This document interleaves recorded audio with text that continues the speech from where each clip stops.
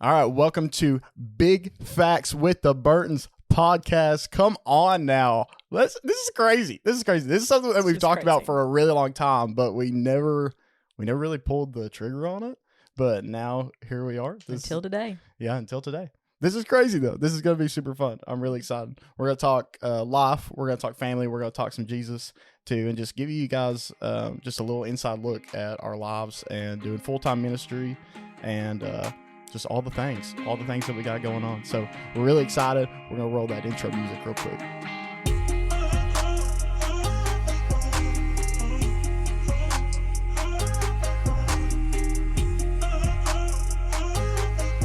All right, we're going to kick it right off. Tate, tell us who you are.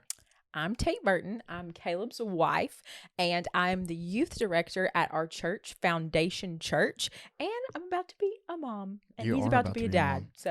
And I'm about to be a dad. That is so crazy. How far along are you? I'm 22 weeks. I knew that, but I needed we need to give context. She's like the size of like a summer squash, I think it was what it was whenever you last looked at it. What even is And she's like squash? Only like a pound, but I feel ginormous, and I feel like she's huge inside of me. Especially whenever we go to like the ultrasounds and stuff, like she just looks like a grown baby already, which is so cool. Yeah, we actually just had our anatomy scan, so we got to see her yawn and see her stretch and flip over. It was the craziest thing though. Yeah. It's just really weird. Like especially like you could see like her spine. I thought that was like the wildest thing that you could see. We got to see her little butt cheeks too, which was so cute. It was so cute. And we got to see her little hands. And then what else did she do in it? She done some other things while we were watching. And we seen her yawn, and then we got to see her flip over. And then she actually had like the umbilical cord, and it was like hitting her face. Yeah, it was hitting her face. It was like touching her face. So then like she was not having she would like react to that. Like she would like pull back away from the umbilical cord. Like that was like the craziest thing that she, you know, her brain works like that, and she just and she's gonna be very active, I feel like, because all of the doctors have told us since like week 6 of whenever we've been going to the ultrasounds, and you could pretty much tell like that she was a baby. They've all said that she's super active, and then our doctor this time was like, well, she keeps her mouth open a lot too, so that means she's gonna probably be a big talker as well. Yeah, it's wild. It's crazy. So back to what I was talking before the whole intro.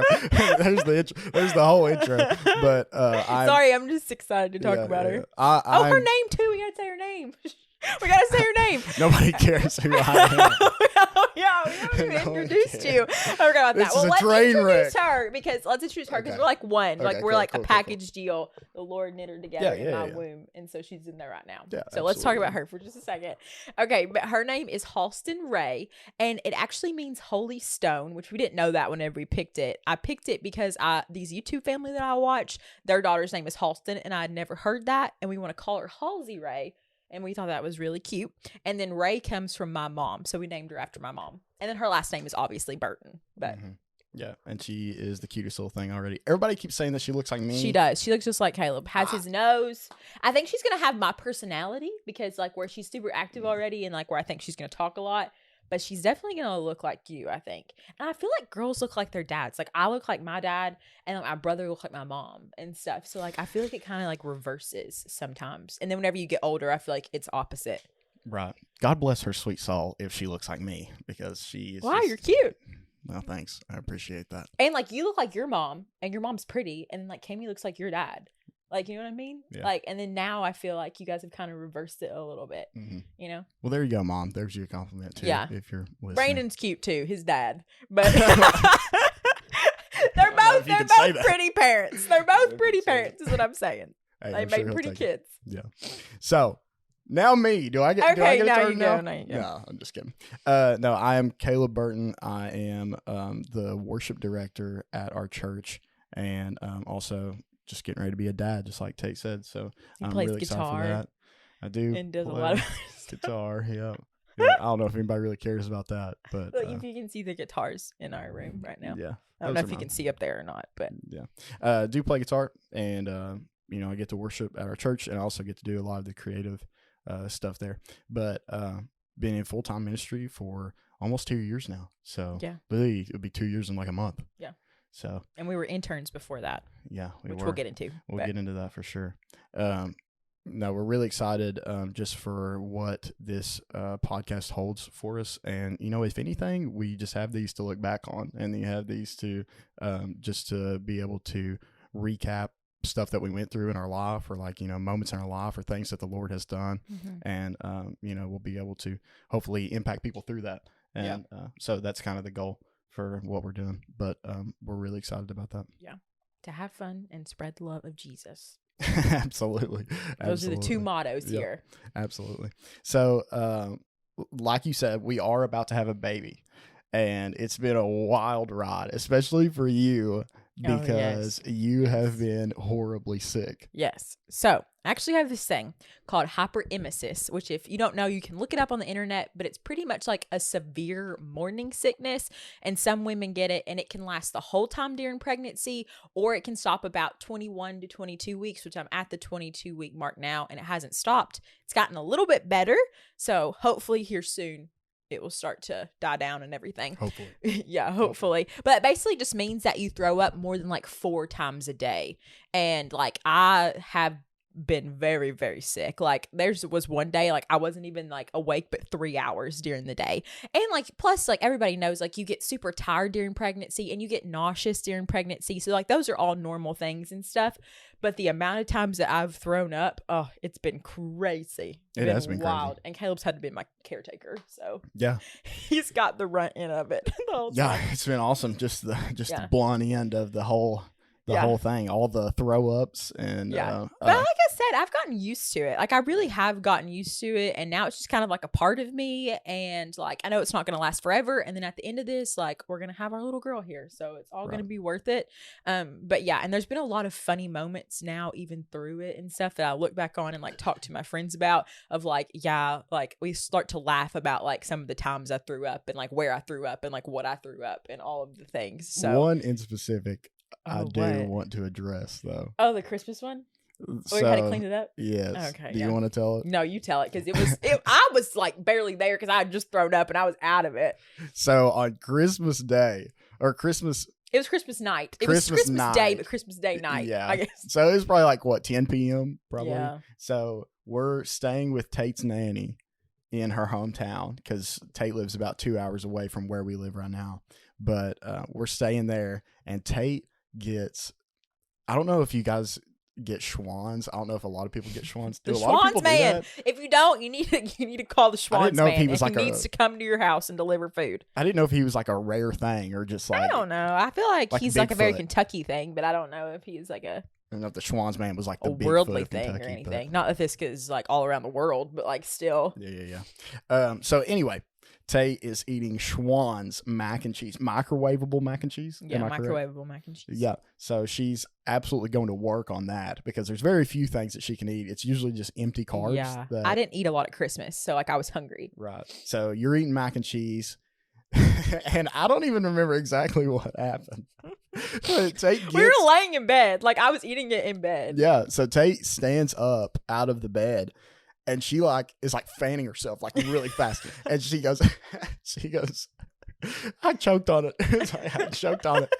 Oh yeah, I remember I choked on a noodle. And if you guys know throwing up, you get your tongue starts to sweat, and you feel really hot, and you're I know this is about to happen. And I was trying to hold it in, but I was choking, and I was okay, this is coming out one way or another. Yeah, and literally it did, just right in front. I mean, maybe 8 feet from the toilet. Yeah, because the bathroom at my nanny's house, where we stay and stuff, it's inside the room with us. So all I would have had to do is take 5 steps to get to the bathroom from the bed to there. Yeah.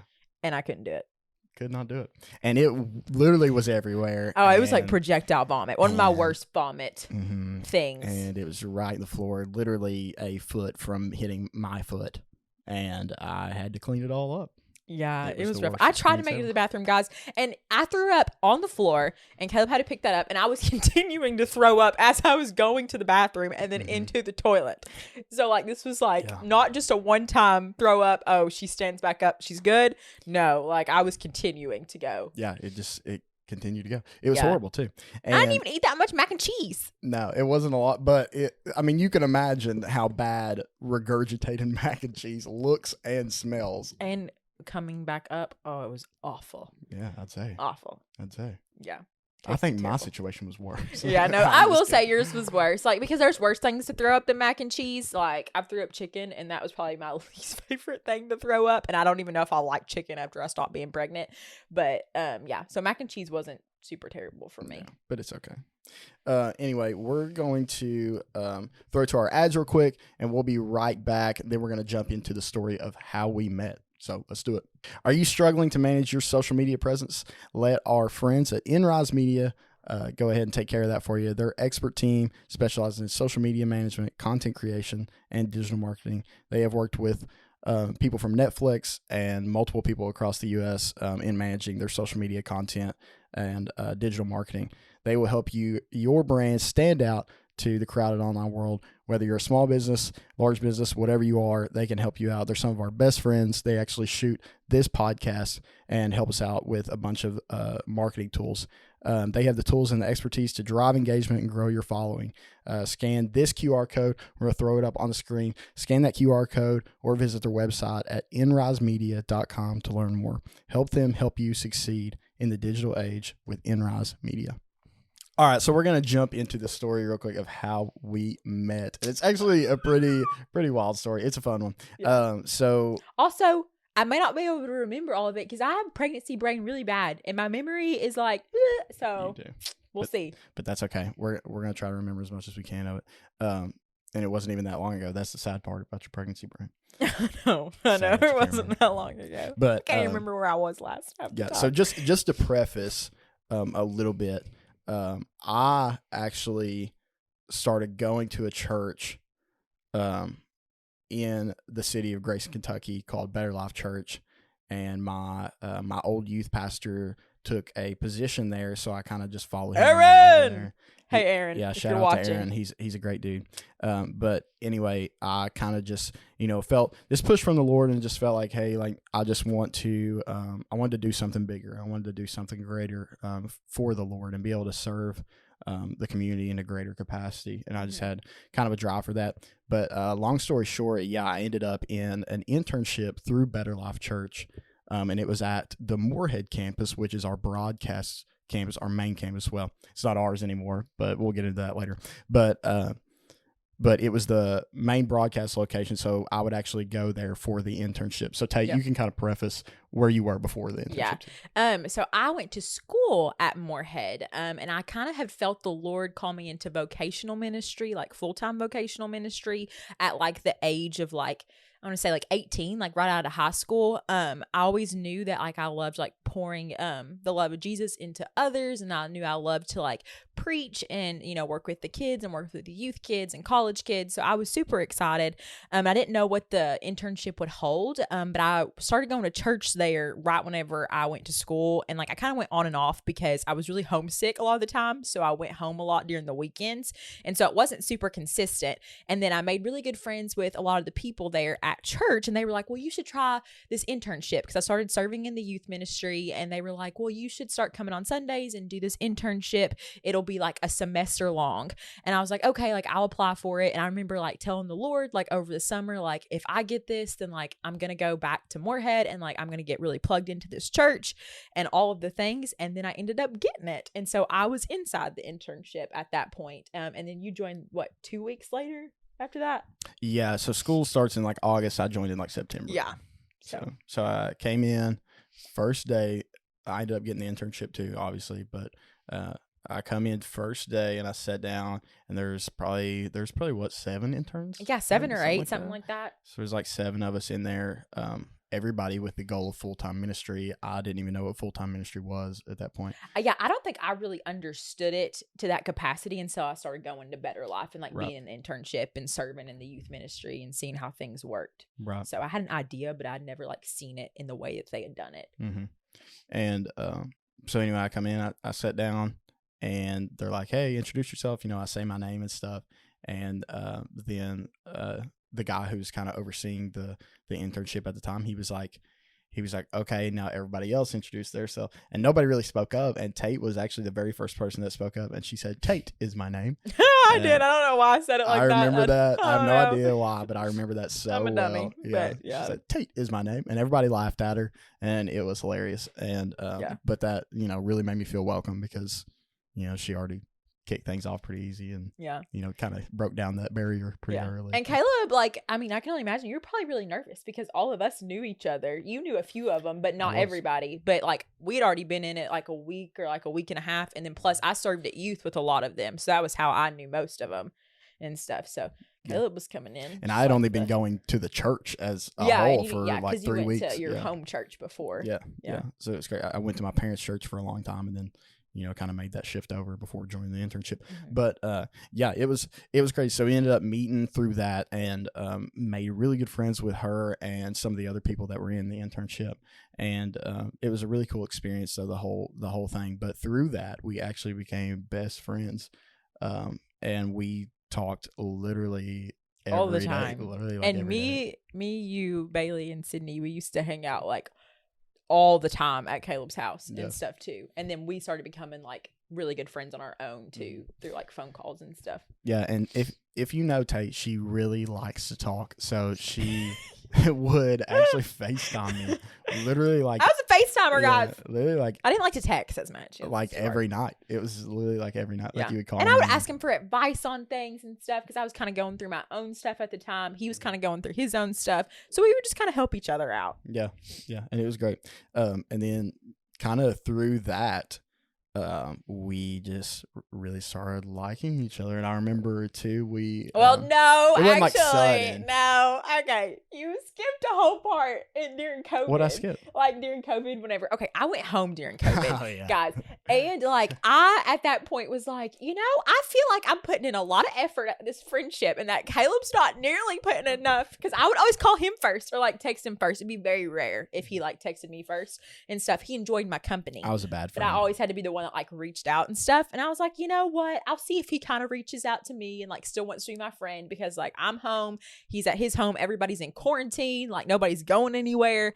And so then I just ended up like not talking to him like the whole time during quarantine, even whenever he did like answer me and stuff. Yeah. And then came back and then we started being best friends again. Like we pretty much started where we left off and stuff and we're really good friends and everything. And literally, so I don't know why we stopped talking. It just happened. I say we started liking each other, and what really was pretty sudden. Like, once we got back, and it was like October of that next month, and stuff. So I always thought that she was pretty and stuff, but then I remember she came home from COVID, and I remember we thought I was ugly. No, I didn't. That is not true at all. But anyway, so we were filming our sermons and stuff early. We film on like Thursdays. Well, I was always there on Thursdays, and I would help like make videos or do creative stuff because we were still interns at the church at the time. At that point, I think we were both I2s. Yeah, we were I2s, which means the I1 we didn't get paid for, and then the I2 we had like a specific area of ministry that we got paid for. Yeah, so really cool. But then, so I literally got done recording. I remember one Thursday, and I came in and Tate was sitting in the conference room, and he was just like, I can't remember what he was doing. He was doing something for the kids ministry. I think he was helping some of them out. And I was like, holy hot, who is that? And it was, I changed my hair too. I got highlights and I was tan, coming off of summer and stuff. Yeah, and I just remember she just looked so beautiful, and I was like, hey Tate, and I just about threw up, honestly. All the butterflies and everything hit all at once at that moment. But yeah, so we started kind of liking each other then, and then we started liking each other like a couple months after that because we started hanging out with like our really good friends like Caleb and Audrey and like Josh and Sadie and like Riley and Mason, like all of them. We started hanging out with them and stuff like pretty consistently, and then that was kind of where we started to like be flirty with each other and like actually think of each other in that way, because before we hadn't necessarily. So, and at that point too, I mean, we had been, I mean, we've been separated for so long. So then when we came back, I mean, we started FaceTiming again every single night. Like you said, because we'd already been friends for like 2 years. We kicked right back off. Yeah. And so we were just like, we already knew each other. We knew everything about each other. So it wasn't like it was. Yeah. And I remember that was incredible. But so then we do start liking each other. Yeah, we start liking each other in October because he done this really sweet gesture. And whenever he done it, I was like, oh, he's super intentional. And like, that's what I like had been praying for and stuff. And I had been praying too. Like, I was like, God, if this is the guy for me, like, help me just to let him pursue me. And if not, help me just to see him as a brother in Christ. And then after that, he pretty much immediately started pursuing me because I wasn't like looking for a relationship then or anything like that. And neither really was he. And he kind of prayed a similar prayer. And that's whenever like he started pursuing me and the flirting happened and all this stuff. Not that we didn't already like each other, but I kind of just prayed this prayer that was just like, God, like, I'm just all in on you. We were just both so focused on what the Lord had for us. What you have for me. I was like, I'm not going to chase these other things right now. Like, I just want you to bring, I'm going to focus on what you have. And then God, if that's what you bring, if that's what you provide, then I'll be happy with that and I'll be content with what I have. Yeah. So, and then literally. So it was really cool. Yeah. We just seen the Lord's blessings just pour out through those prayers.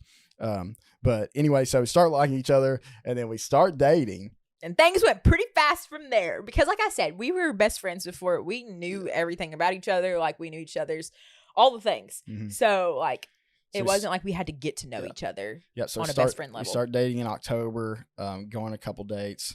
And then I remember one specific date. It was probably like our second or third. I mean, it might have been like close to our first. Yeah. It was close to our first. But anyway, it was like I think it was like our third. Yeah. And like Tate said, like, we had been best friends forever. And we, like, well, not forever, but a long time. We've been years, like a couple of years. So then anyway, I remember I'm dropping her off at her house after this date. Mm-hmm. And she gets out of the car and I like go to, hug her goodbye as you do. And I'm like hugging her goodbye on her doorstep. She's getting ready to go inside. And she looks at me and I said, I'll see you later. And she said, bye, I love you. And I'm pretty sure it wasn't even like bye, I love you. It was like bye, I love you. It was a very intentional. Yeah, like very intentional. But where we were best friends before, we would always get off the phone and be like, bye, I love you. And like, was just a thing we that did. was just what we did. And I like didn't think of it as anything like that until after I said it. And I was like, oh my goodness, like, we're dating now. Like, I can't just like say that because he's going to think I'm in love with him. And so I pushed him back and I told him, I was like, you can't say that, because I started freaking out. And I was like, I know I'm the one that said it. But yeah, she says it and then hits me, literally just like slaps me and pushed me and was like, you can't say that. And I was like, I didn't. I didn't say it. It was you. It was so embarrassing. It really was. And I was like, what did you just say? And yeah.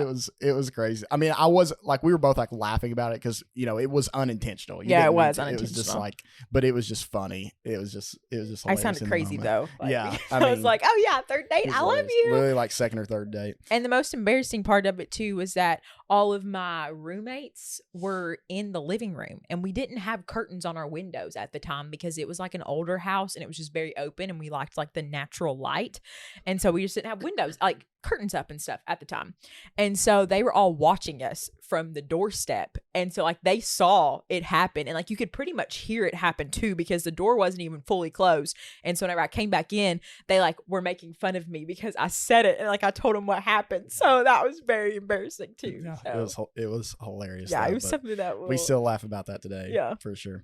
So then, we're dating for a while. We just end up falling in love. I can't even remember when we said I love you. It was maybe like December. We were at your Mason's like apartment and stuff, and I think like we both wanted to say it, but like didn't know how to say it and stuff, and so it kind of like I don't know. It was kind. I can't remember. Well, I was like, is it wrong if I, have because it was like or like 3 months in or something.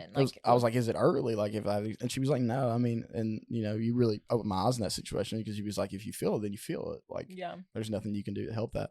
So I was like, well, maybe I do love you. And you were like, well, maybe I love you too. Yeah, it was like so funny. And I don't think we would have like, we might have, I don't know. I don't think we would have that soon if we didn't like already know each other and know everything about each other and like know that we liked each other as people and knew each other's character before then, and like the love that we both had for the Lord.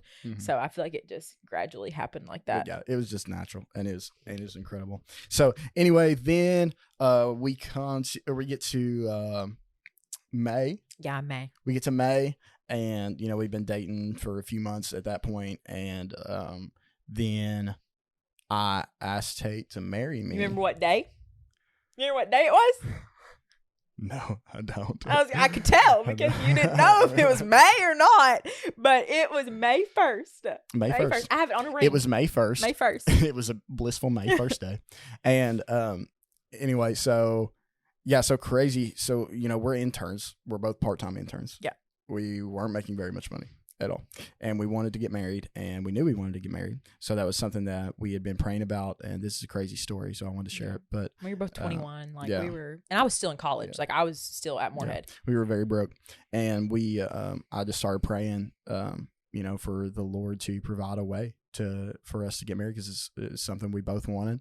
And ended up I go to church one Sunday, and I'm serving on the production team, and another one of the guys that was actually on our production team at the time, he just came up to me with his wife, and he was like, hey, we know that you've been dating Tate for a while now, and we just really felt like this pull from the Lord to give you something. And it was a diamond ring. Yeah, it was pulled crazy. out a diamond ring and gave me a diamond ring. Because that was like one of the big prayers that Caleb had been praying for. Like he wanted to buy like a nice ring. Yeah. And so can't let my girl go without a nice ring. You know what I'm saying? And I was like, you can give me like a ring pop, and like I'll still say yes, like even if you did. But he really wanted to do that. Imagine if I would have gave her a ring pop though. I mean, I'd been kind of cool. I mean, food and a ring. Yeah. I mean, you can't really beat it. You would have been perfectly happy. Yeah, I would have been happy with it. But no, it was really cool to see the Lord work through that. That was just like one of the many things. Yeah. And then you can keep going. Yeah. So then ended up, after I get the diamond ring, I was like, this is insane. This is amazing. And he was like, even if you don't use it, just sell it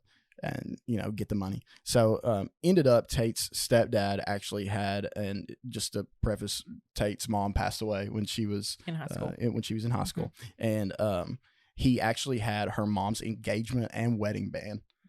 Engagement ring and wedding band. Yeah, which she has on right now. Yeah. So he gave me that, was like, hey, feel free to use this. And I was like, that is going to be incredible. I was like, that'll be so sentimental. So I took it, had it resized, recleaned, beautiful. Yeah. It ends up beautiful. And I proposed to her at our friend's house, and it was awesome. It was a great moment, and they were all there, and they all like came out from behind the house and everything. Yeah. I remember one of our friends, this is funny too. I asked him to take pictures. So I remember Caleb Hall, if you guys know who that is. I literally, when we got to his house, we like got out, and he was like wearing like a nice shirt and stuff. Yeah. And Tate was like, hey, like, what are you doing? Yeah, I thought he had set up a date for Audrey, like, which is also like his wife and like one of our best friends too. But I thought he had like set up a date in their garage, because Caleb had said that he had to go and like get his stuff because he has diabetes, which he'll talk about later. But had to throw that one in there. He had to like go and get like his diabetes remote, because he said he left it at Caleb Hall's house. And I was like, oh, okay. And so we pulled up, and like the garage is decorated beautifully. Like there's piping drape, there's like the Bible out, and like a sign, and like all of this stuff. And I was just like, man, like, he's really gone all out for Audrey and stuff. Because I was like, I had no idea what was going on. I didn't even see our friends or anything there, because they were all like on the side of the house or whatever. So but yeah, it was awesome though. It was hilarious. The whole thing was hilarious. But yeah, I ended up getting engaged, and then on August the 7th. Good job. Yeah, I had to put that date in there. On August the 7th, we actually got married. That was our wedding day. Yeah. So but before you go on, I want to say this too. I want to say this too about the engagement, is that a lot of significant things for us happen at Caleb and Audrey's house. Like, I almost feel like we should have our baby at their house, because, well, listen, only because like we started dating. Okay, we like announced to all of our friends at the house that we liked each other and had started dating, and like that was where our like love rekindled, or not rekindled, but kindled. I don't know if that's like the word that you say, at their house. They were super intentional, and like all of our friends are super intentional. Imagine we have the baby, and then we got proposed at their house, and like Caleb Hall took pictures and stuff, and so like I don't know, like ton of significant things happen there. I don't think we're we're gonna give birth. We won't to the really child. give birth at their house, give birth to but the child, a lot of significant moments have happened there. Right. So no, but it was awesome. And so anyway, then wedding day's coming around. The night before, this was hilarious, but I got a hotel room for me and Tate in Winchester, which is the city that we actually got married in. Yeah. And Hawk's Nest Wedding and Events, if you want to go there. Yeah, there's a little plug drop. Yeah. But anyway, so yeah, the night before I was like, hey, you guys can come, because my friends love their sweethearts, but they just aren't planners, and we didn't plan neither friend groups. Yeah, we didn't plan like a bachelor party or anything like that. So we go out to eat a really nice restaurant and stuff that night, and I was like, hey, you all can just come back to the hotel room and stay that night. I was like, but we only have one king bed, and I was like, so we could probably bring a cot in or something. Long story short, there was no cot, so I slept in that bed with 3 other men. Yeah, that night, and they're all tall. Like, I mean, they're like tall guys. Like, they're not little boys. They are, and we slept long ways in the bed. So like somebody was sleeping up against the headboard, and then we was like sardines, just like packed in this bed. But yeah, it was hilarious though. It was such a crazy. It was funny. It was a crazy experience. And then mine, I slept with Caleb's parents, and so like not like with his in between them. Not with his parents, not like in the bed with his parents, but like I slept at like their house and stuff, and I slept in like his old room. Not with Brandon and Charity. Not in the Sorry, same Mom bed. and Dad. Not in the same bed. Sorry, Mom but and Dad. I slept like in his old room and stuff, and like his sister childhood slept in her bedroom the room, night which before is the right wedding. beside. And then they were all there. But I got to hang out with his family the night before and stuff, so it was fun. So how was being in my childhood bedroom the night before the wedding? Did you even think about it? No, I didn't even think about it. No, because remember I'd stayed at your house and had slept in your bedroom because you slept on the couch during the snowstorm. Like, I stayed with your family and stuff because I lived in a house by myself at the time up here in Moorhead, and like, so I needed to go somewhere for that ice storm that we had, and so Caleb let me have his room, and then he slept on the couch in his parents' like living room and stuff. So I'd stayed with his parents before, so like it wasn't like anything weird, like. Yeah, so it was a wild wedding. The day was great, but so I do want to talk about this though. How many people did you have on your side?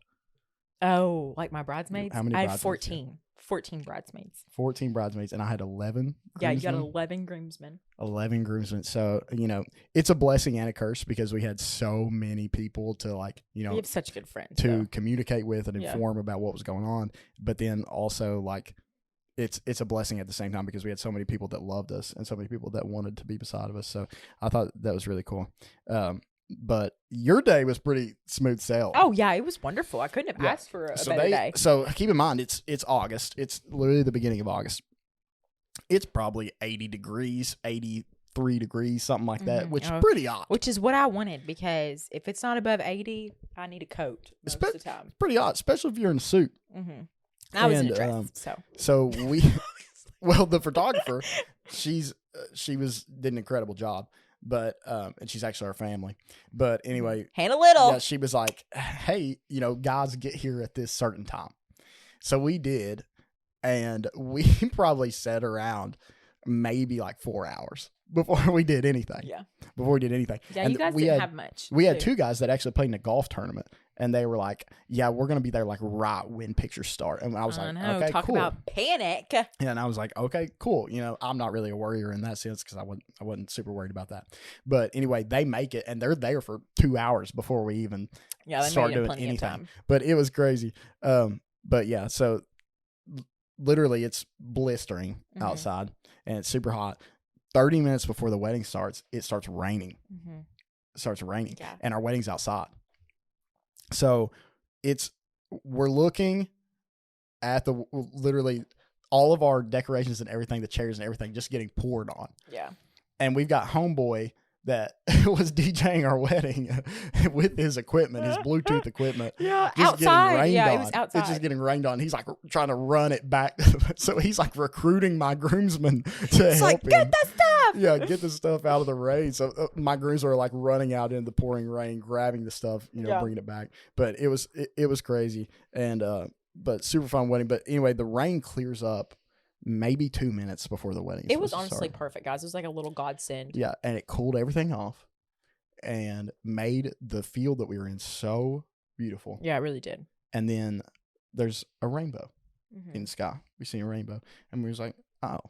Yeah, well, there's the Lord. Yeah, you know, and rain's supposed to be good luck on your wedding day too. I think it has something to do like with people like tie it back to something with the Lord. I can't think of what it is, but that was also supposed to be like good luck. And then like we saw like a ladybug on that day, and that's like another thing that they talk about is like good luck. And like then like the rainbow was just like right there during our ceremony, and that was just definitely like a God wink. Yeah, it was really cool.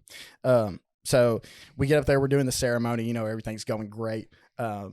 And my best man, Tate, he's in the room. He's filming our podcast right now. But my best man, he asks me literally like 10 minutes before it started, he says, hey, Caleb, where do I get the rings? And I said, oh, the little kid will bring them. Or like what do you even call them? The ring bearer. The ring bearer. Will bring them, the little kids that were actually our ring bearers. And he was like, cool, thumbs up. I did not realize that the best man is supposed to have the rings. Yeah, you don't actually give it to the little kid. I've never been married before, so I had no idea. But so nobody gives the rings to Tate. Yeah. And so then we get up there and we're like getting ready to start. Literally, the ceremony is beginning, and the little kid like runs up there, and Tate's like, hey, homie, where's the rings? And he's like, he's 4 years old. He has no idea where the rings are. So he was like, cool, whatever. So Tate is like, he's like poking me on the shoulder, and he's like, hey, we ain't got the rings. Yeah. Just so you know, man, we ain't got the rings. Yeah. And I was like looking at Tate, and I'm like trying to speak like through my teeth. I was like, we don't have the rings. We don't have the rings. She gave no craps about. Oh yeah, I like didn't like. Well, I didn't know what was going on. I don't know if I was just like, you know. She was just like smiling. Yeah, I was just like, I'm happy to be here. Like happy to be married. Like getting married and stuff. And like honestly, I wouldn't have cared anyway. I would have just been like, well, like somebody just go out there and get them, because like I wasn't super particular like about the wedding day or like how it all should go, but. Yeah. So then, you know, my aunt like runs back to go find the rings. Can't find them. She went twice. So she comes back. She gets my mom. She's like, I can't find them. She goes back again. And then she finds them like laying under some stuff, brings them back. But luckily our friends gave us, so we had 2 friends that were already married. Yeah. And they gave us his ring. So I had his ring. Mm-hmm. And then you had, it was somebody on your side, wasn't it? No, I didn't get a ring. I didn't get one. Have one. No. So I think that my mom actually gave somebody a ring. I think she gave it to Tate. Yeah, she gave it to Tate. So my mom actually gave, you know, Tate her ring. So we had rings to use, but still, it was crazy because for a hot minute we did not think we were going to have rings. I don't even know how we ended up getting them, because we ended up getting she found rings. them. Oh, okay. She found them and brought them. So so we forgot the rings. That was crazy. So then the wedding night, literally, it's probably like 3 a.m. You know, you're sleeping in the bed with somebody for the first time ever. So like you're staying awake. It's like weird to even try to sleep at that point because you feel like you just can't. Yeah. But anyway, that night, my sugar, like you said, I do have diabetes. So my sugar crashes harder than it's ever crashed before, ever. Yeah. Literally that night. And it was the craziest thing. I've never, ever had that happen since then or before then. Yeah. So my sugar completely crashes. We're like trying to get stuff like from the front desk. I'm like out there in my bare feet, just like at the front desk of the hotel, like, hey, can I get some of these snacks? So they like Tate's running back and forth trying to get snacks from the front table. It's crazy. So anyway, we blow all kinds of money on snacks that night. Yeah, and Gatorade. And Gatorade, just trying to get my sugar back up. We get it back up. He made it though, guys.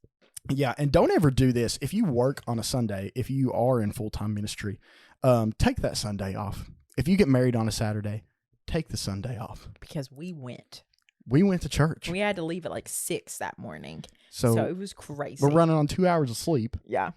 And we just came off our wedding and like all the things and stuff. So you imagine how exhausted we are. Yeah. And I do worship that Sunday. Yeah. I only had to, I don't even think I served that Sunday in kids. I'm pretty sure I had a pretty chill Sunday, but Caleb still had to like sing and stuff. I was still there at the crack of dawn. Had to get everything ready. Had to do a run through before, and then had to do worship. Yeah, and it was horrible. It was horrible. So don't ever do that. Take the Sunday off. You know, not that I don't love worshiping the Lord, but I was exhausted. It was one of my best Sundays though, like because I got to see you up there for the first time with your ring on while you were playing the guitar. Yeah, and it was pretty cool. Well, it is cool. Yeah, I didn't know that. Cool. I didn't even think about that. But yeah, and it was an hour away from the venue. Our church is an hour away from the venue. Because we were in Winchester and our church is in Grayson. Mm-hmm. So we had to drive an hour to even get there. So we had to leave at like 6 to even get there on time. But yeah, led worship. But the whole wedding experience was crazy, and but we're super thankful for the way that it turned out and all the. Oh yeah, there were so many like God moments within it and within like our engagement and stuff and all the things that He provided, even when we thought that we weren't gonna have enough or like be able to do all the things. Just it all came together so beautifully. So don't stress over your wedding. Like I know, like us as girls, like we definitely like want the details to be perfect. Like we want the wedding day to be perfect, which is all natural. But at the end of the day, once you get there at the wedding, like it's all about you and your soon to be husband, and just enjoy that and don't stress. The Lord will work it all out. I promise. And of course, I was worried about Tate and just how she felt. So then I'm putting pressure on myself. Like I was way more worried about the rings than she'd ever even thought about. Yeah. But just because I wanted everything to be perfect for her. Yeah. But we've, now we've been married for over a year, coming up on 2 years. Yeah. In August. 2 years and we're also, our due date's in August too for our baby. So. So it's wild. So now, we'll literally come up on our 2-year anniversary plus the birth of our baby. So that'll be crazy. Yeah. Because our wedding date, like you said, August 7th, so that's our anniversary, and then our due date is August 9th. Yeah, so we could have her on our anniversary. Yeah, it could be crazy. Yeah. But that would be so cool. It would be so cool if that happened. But we're so excited for just what the Lord has in store for us and our family and this podcast. And we're really thankful for everybody who's watching and listening, and we just pray that through this we're able to impact lives and able to just let you in on a little inside of what happens in our lives, and also the way that we handle things and the way that we tackle them with God. Yeah. So. And that like following the Lord like is fun. Like even though like obviously none of us are exempt from hard times or things that happen, but like following Jesus like should be enjoyable too. So like we want to show that side of it of like we're Christians, but like we have fun. Like you know what I mean? Like we have fun, and like we have fun doing what we do. Like we love being in ministry. We love our friends and the way that they pour into us, and we're just so blessed. So we want to show both sides of that. Absolutely. Yeah. Well, we're going to wrap this up. We're so thankful for everybody who's tuned in to listen to this episode. We're really excited for where this goes, and I guess we'll just see. Yeah. So that was us. Yeah, this was fun. This was fun. So we're going to do it again, and we can't wait for the next episode. We're planning to do these twice a month. So we'll have 2 episodes every month, so bi-weekly. So be sure to tune in, not next week, but the week after, for our next episode of Big Facts with the Burtons. Go ahead and roll that outro music.